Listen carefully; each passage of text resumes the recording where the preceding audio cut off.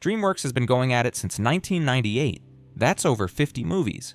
And unlike Pixar, where everyone's a toy or a fish or whatever, DreamWorks' main characters are unhinged. We've got ogres, bees suing humanity, anxious ants, a snail who wants to race cars, and one very dramatic cat. Today, I'm ranking 20 DreamWorks main characters based purely on their aura. The 3 criteria I'm using. First, presence. When you walk on screen, do people notice? Or are you just there? Second, the composure. When everything falls apart, do you lock in or do you crumble? Characters who stay calm under pressure? That's aura.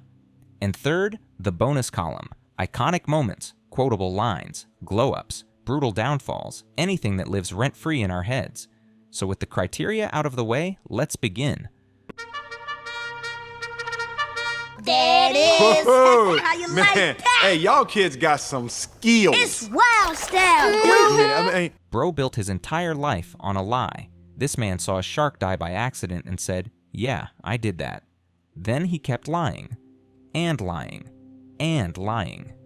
Will Smith gave this fish zero integrity, and honestly, I'm still not over it.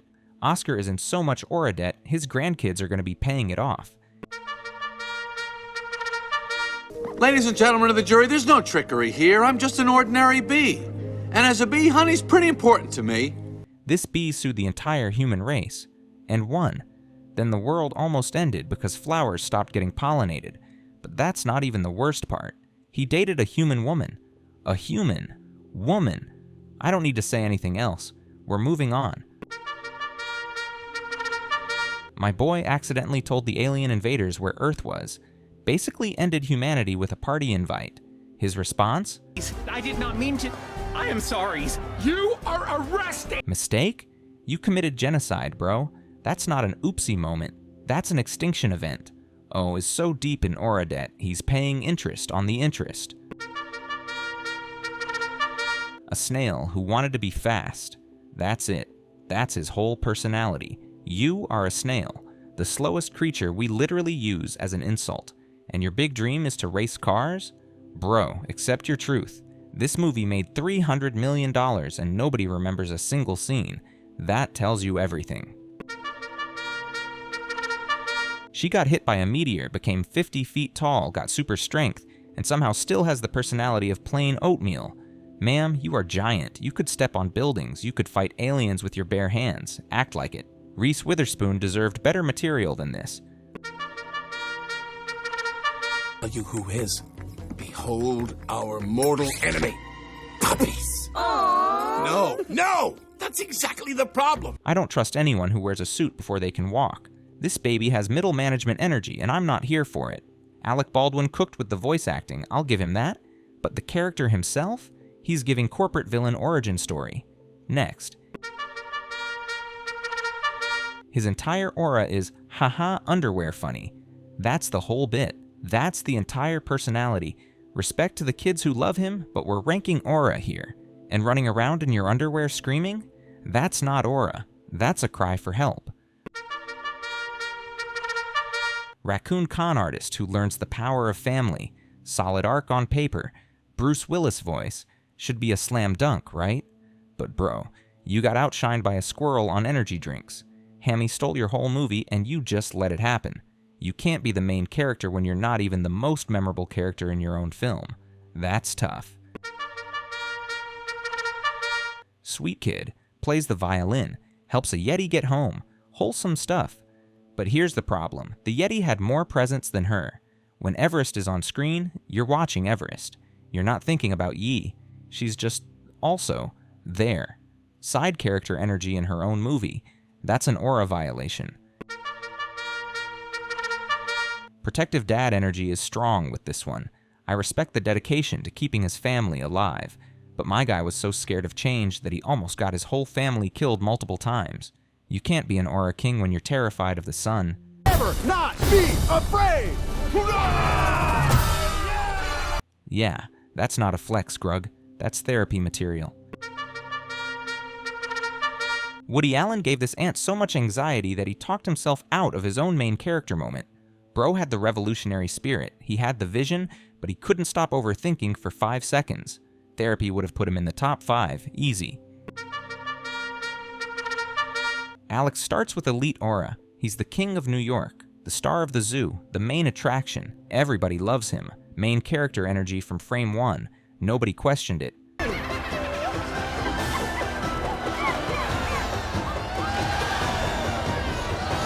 But then, they get stranded in the wild. He gets hungry, and he tries to eat his best friend.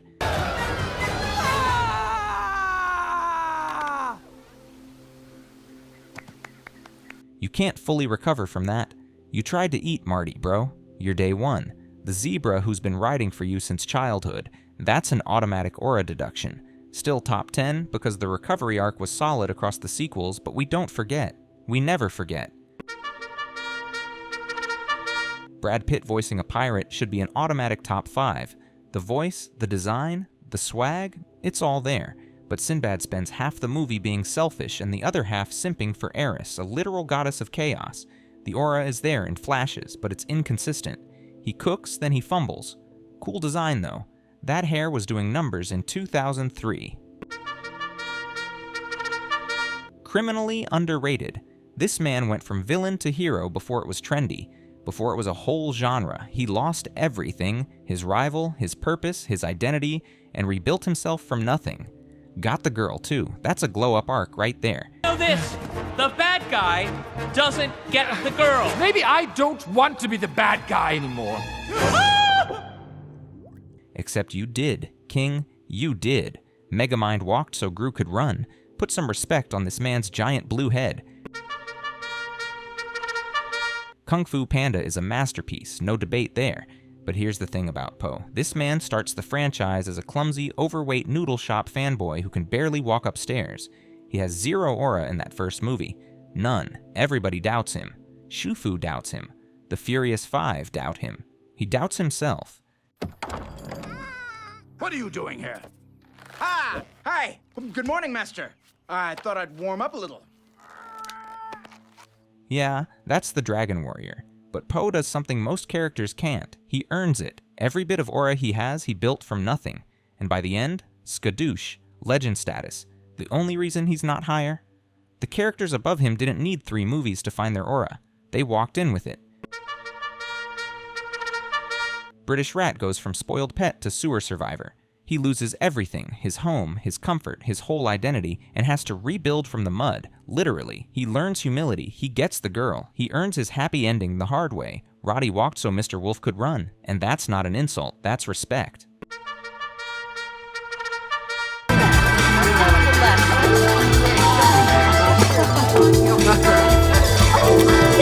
Look at this man, the suit, the smirk, the voice, the way he walks into a room. Sam Rockwell understood the assignment completely. Mr. Wolf is what happens when you give a villain drip and emotional depth. He starts the movie robbing banks, running heists, being the coolest criminal in the city, and he ends it saving everyone. But here's what puts him in the elite. He didn't change because someone forced him. He didn't change because he got caught. He changed because he felt something. That tail wag when someone showed him kindness? This just got a little weird. That's growth, baby. That's vulnerability. That's aura. Bad guy redemption done right. Bro went from the village disappointment to chief of Burke. That's a 15-year glow-up across 3 movies. We literally watched this man grow up, lose his leg, lose his dad, and still become the leader his people needed. That's a journey. But what really earns Hiccup his spot is Toothless. Okay there, bud. We're gonna take this nice and slow. The bond between these two is the best friendship in DreamWorks history. Maybe all of animation. Everyone in Burke wanted dragons dead. Hiccup saw a wounded Night Fury, the most feared dragon alive, and said, nah, he's my boy. He chose compassion when everyone else chose violence. That takes conviction. That takes aura. I'm counting them as one because you can't separate them. That's the whole point. That's what makes them work. Not the face, not the face! Ladies and gentlemen, we've decided it's a draw. Thank you all for coming. You've been great. See you soon. Adios. 2 broke con artists stumble into a city of gold and somehow, finesse an entire civilization into thinking they're gods. The audacity, the confidence. The chemistry is unmatched. The comedic timing is elite. Every scene they're in together is gold. Literally, they're carrying one of the most underrated DreamWorks movies on their backs and making it look effortless. Road to El Dorado deserved better, but Tulio and Miguel, they delivered regardless.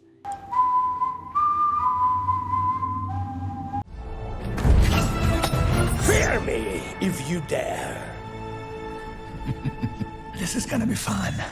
In The Last Wish, Puss in Boots does something no other DreamWorks character has ever done. He looks death in the face, actual, literal death with a capital D, and says no.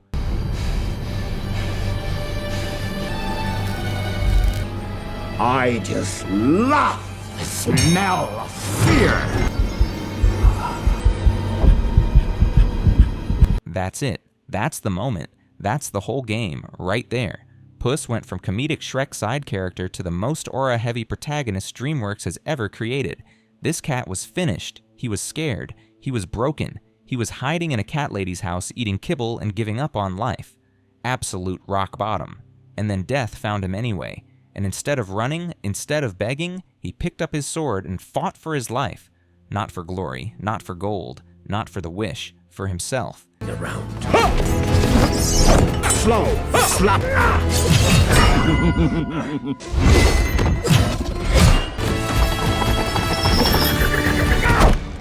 He didn't win because he was stronger. He didn't win because he had some secret power.